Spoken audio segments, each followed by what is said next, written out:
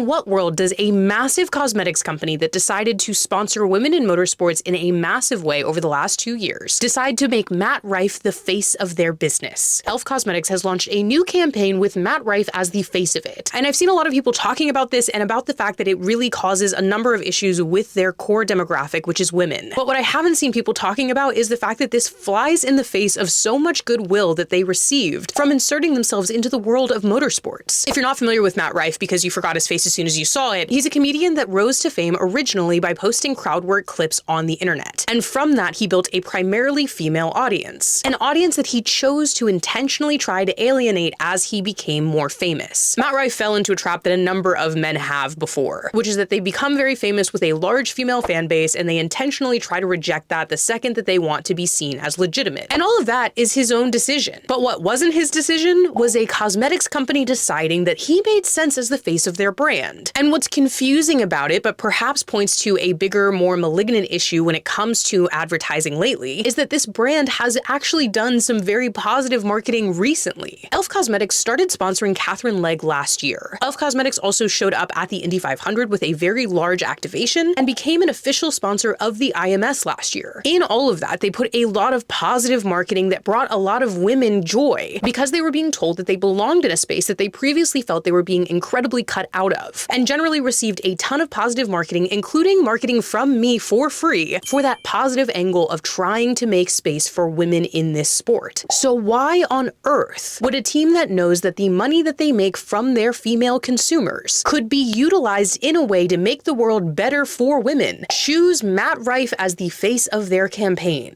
Unfortunately, it just feels like another chapter in a large trend that we're dealing with when it comes to marketing, which is the idea that not only is no publicity bad publicity, but bad publicity is probably better than good publicity. It's a choice to hope that they can run parallel campaigns, one positive and one incredibly negative, and that their consumers ultimately will be upset for a couple of days, talk about it on the internet, and put their brand everywhere, and still show up at the store and purchase their products. And for me, I'm more than frustrated because I have been so excited about the fact that e.l.f. was putting money towards making the world better for women, that e.l.f. was putting money towards making a space that I personally work in more welcoming to women. But how can I continue to support, continue to promote, continue to purchase products from a company that believe that Matt Rife is the correct face for their campaign? How can e.l.f. Cosmetics take the money that they could be using towards positive campaigns, towards things like their Catherine Legg sponsorship, use it for someone like Matt Rife, and expect us to still feel good about utilizing their products? Because it's really hard for me to believe that the same team that came up with trying to make motorsports a better place for women came up with this campaign for anything other than intentional negative viral marketing.